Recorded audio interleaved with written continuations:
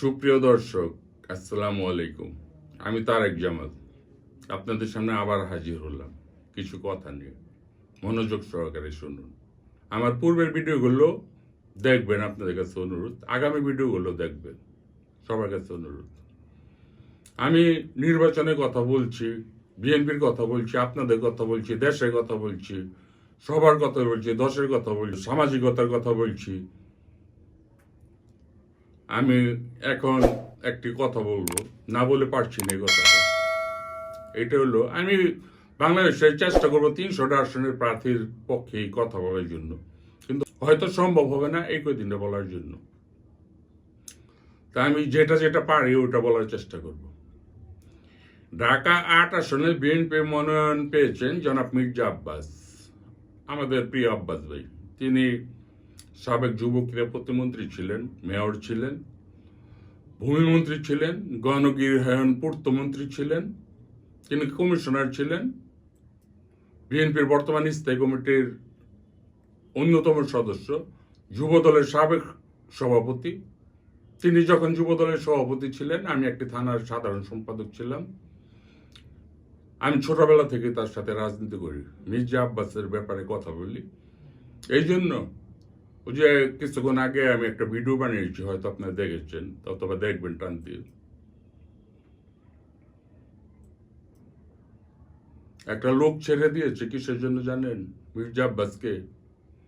জানে মির্জা আব্বাস রে কোন রকম বিএনপি থেকে যদি টলায় দিতে পারে, মানে ফালায় দিতে পারে, বিএনপির একটা বিশাল, মানে গাছের একটা ডালপালা বলে না, শক্তিশালী একটা ডালপালা অথবা শিকড় বাকড়, এটা ভেঙে যাবে। মানে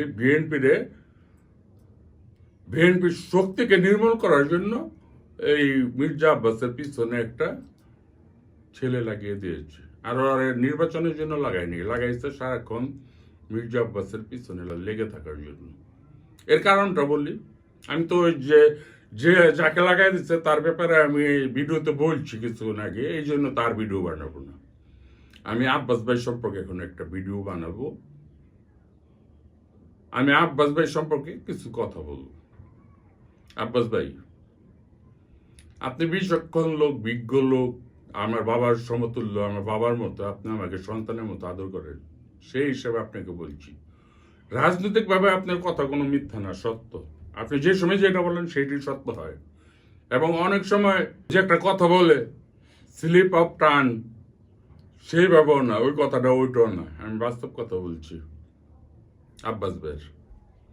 আব্বাস ভাই স্টেডিয়ামে কি ক্রিকেট খেলতে নেমেছেন, নামার পরে যারা তার সাথে খেলছেন, অনেক বিজ্ঞ লোক খেলছেন তার সাথে, সে একজন বিজ্ঞ লোক। তিনি কিন্তু কড়াভাবে একটা বোলিং করেছেন, দাম করে। এই বোলিংটা গিয়া তার ব্যাটে না লেগে তার হাঁটুমিতে লেগেছে। হাঁটুমিতে এমন লাগা লেগেছে, এই হাঁটুর ব্যথা এখনো কমে না। হাঁটু ব্যথা আছে দেখে ওই আব্বাস ভাইয়ের বারবারে হৃদয়ের ভিতরে আঘাত দেয়। আচ্ছা, পরে আবার আব্বাস ভাই আরেকটা বল এমন ভাবে করেছে, যে লোকটা হেভি ওয়েট, মানে ভালো খেলোয়াড়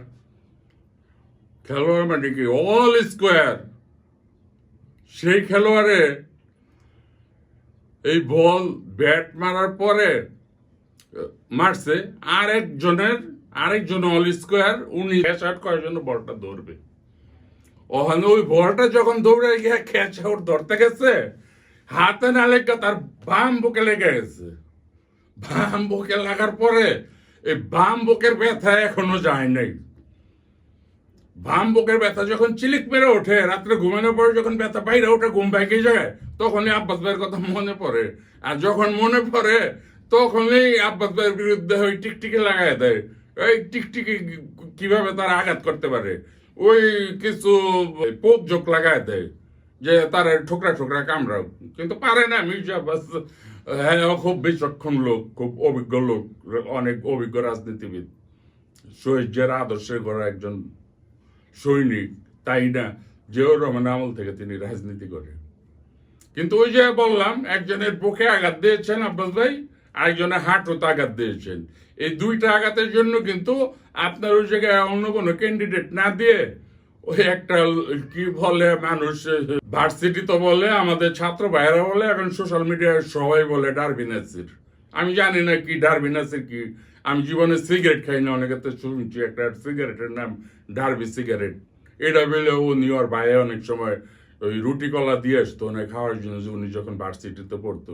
উনি ওনার ভাই যখন চোখের আড়াল হয়ে যেত তখন ওই দোকানদারে বলতো, ভাই আমি রুটি কলার দোকান নেই, এটা রাইখা আমার কয়টা ডারবি সিগারেট দাও। এরপর থেকে ওর নাম হয়েছে ডারবি নাসির। এটা আমি জানি না, এটা শুনি। আল্লাহ উনি বলতে পারবে, আর যারা দেখছে তারা বলতে পারবে। আমি শুই না বললাম কিন্তু। আব্বাস ভাই, আপনি যে আঘাত দুইটা দিচ্ছেন সত্যি আঘাত দিচ্ছেন, কিন্তু এই আঘাত দুইটা তারা কাজে লাগাচ্ছে নির্বাচনের সময় দুইটা কারণে। এক হলো বিএনপির একটা ঢাল ভাঙ্গা দেওয়ার জন্য, 2 নম্বর হলো এই বিএনপিতে আপনার ঢাকা 8 আসন থেকে যাতে আপনি বিশৃঙ্খলা বিপদে পড়েন, বারবার আঘাত পান, মিনিটে মিনিটে আঘাত পান, ঘন্টায় ঘন্টায় আঘাত পান, সেই জন্য। কিন্তু ঢাকা 8 আসনে কিন্তু সমস্ত জনগণ আপনার পিছনে, আপনি ভয় পাওয়ার কোনো কারণ নাই। আপনার কিন্তু বিশাল আসন ছিল, আপনার সবুজদা, মুগদা, খিলগাঁও এগুলো কিন্তু আপনার ছিল। আপনার অবদান কিন্তু কেউ ভুলে নাই। আপনি কিন্তু ওই যে মুগদা হাসপাতালটা আপনি পূর্ত মন্ত্রণালয়ের অনুদানের টাকা দিয়ে আপনি বানিয়ে দিয়েছেন। এই অঞ্চলের মানুষগুলি কিন্তু আপনি এখন সেবা পাচ্ছে মুগদা হাসপাতাল থেকে। কিন্তু 18 বছর আপনি নাই দেখা, বিএনপি ক্ষমতায় নাই দেখা, ওইটা ব্যবস্থাপনা ভালো না, ওইটা ভালো কাজ হচ্ছে না, সার্ভিস ভালো দিচ্ছে না। যদিও এখন আপনার ভাগে ওইটা পড়ে নাই, কিন্তু আপনার এক ছোট ভাই দাঁড়িয়েছে, হাবিবুর রশিদ হাবিব, আপনার ওই সেনার ভাই। আমি ওই এলাকার মানুষকে অনুরোধ করবো, আপনারা সবাই এই জায়গায় দানের শেষে আমারও ছোট ভাই হাবিবকে সবাই দানের শেষে ভোট দেবেন। আর আব্বাস ভাই যে এলাকাটা পড়ছে, শাহবাগ, রমনা, মতিঝিল, শাহজাহানপুর, নয়াপল্টন, এই থানা কটায় আব্বাস ভাই যে আছে এখন বর্তমানে, আগামীতে তিনি নির্বাচিত হলে দল ক্ষমতায় একজন সিনিয়র মন্ত্রী হবেন। আপনারা দাবি খাটে ওই জায়গায় আপনাদের কি কি প্রয়োজন তারা খালি বলে আসবেন, তিনি কিন্তু ওটা করে দিব। ওই এলাকায় অতীত করে দিচ্ছে। ওই এলাকায় কিন্তু তার নামে মির্জা আব্বাস মহিলা কলেজ, বিশ্ববিদ্যালয় আছে, স্কুল কলেজ আছে, প্রত্যেকটা মসজিদ মাদ্রাসায় তার অবদান আছে। এমনকি প্রত্যেকটা মসজিদ মাদ্রাসায় ইমাম মুয়াজ্জিন যারা আছেন তারা বুকে হাত দিয়ে বলতে পারবেন না, হয়তো 2-1টা বাদ যেতে পারে, আমি জানি না, সব মসজিদ মাদ্রাসায় আমি জানি না। আমি জানি ইমাম মুয়াজ্জিনদেরও রোজার মধ্যে যে ঈদ উল ফিতরের আগে ডেকে তাদেরও সহযোগিতা করেন। আর আব্বাস ভাই সম্পর্কে আর 2টা কথা বলে আমি শেষ করব। এটা হলো আব্বাস ভাই সম্পর্কে আমি একটা কথা বললি, আমরা আদবের সহিত বড় হয়েছি, যুবদল কইরা বিএনপি করি। এই আদবটা শিখাইছে কে? আমার 7 বছর বয়সে বাবা মারা গেছে, বাবা থেকে আদব শিখতে পারি নাই। মির্জা আব্বাস আর গয়েশ্বর রায় থেকে আমি যে আদবটা শিখছি। আমি আব্বাস ভাইয়ের পিছনের কাতারে গিয়া প্রায় জুম্মা নামাজ পড়ি, প্রতিদিনই পড়তাম আগে, এখন হয়তো অসুস্থতার কারণে মাঝে মধ্যে পড়ি। তার পিছনে কাতারে বসি, তার আমি অত বড় বেদব হই নাই, অত বড় সাহস হয় নাই ওই লাইনে বসার, কারণ তিনিও পায়ে একটু সমস্যা, চেয়ারে বসে পড়েন। তার ভাই আছে মোসাদ্দেক হোসেন ফালু ভাই, ওই মির্জা খুকন ভাই, ওই নুরুদ্দিন ভাই, তারা তার পাশে বসে নামাজ পড়েন। এলাকার মুরব্বী, গণ্যমান্য মুরব্বীও তার পাশে বসে নামাজ পড়েন। আমারও তো সাহস এবং বেয়াদবিও শিখি নেই তাদের কাছ থেকে, আমি পিছনে কাতারে বসে নামাজ পড়ি। একসাথে বারোই, তার হয়তো বামে থাকি, অনেক সময় পিছনেও থাকি। এখন লোকজন বেশি থাকে, হাসিনার সময়, হাসিনা ক্ষমতায় থাকার সময় লোক কম থাকতো। তার বাবা মার কবরস্থানে, তার বাবা মা সহ দেশবাসীতে যারা মারা গেছেন, সারা বিশ্বে যারা মুমিন মুসলমান মারা গেছেন, সবার জন্য তিনি রুহের মাগফিরাত কামনা করেন, আবার বাসায় আসেন। এই কথাটা বললাম কিসের জন্য জানেন?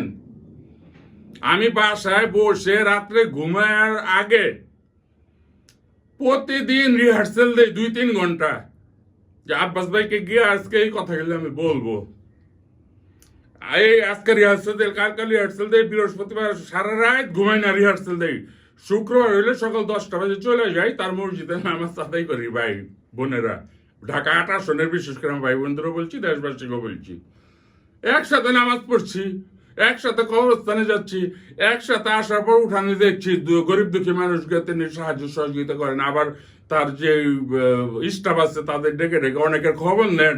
ওই এলাকার ওই লোকটার খবর কি একটু নিয়ত, ওই ছেলেটার যে হাসপাতাল ভর্তি করেছিল খবর নিচ্ছিল, ওই বাড়ির যে ওই মেয়েটার বিয়ের জন্য আসছিল, তার বিয়েটা ঠিক মতো সম্পন্ন হয়েছে, অনেক অনেক খবর নেন ভাই।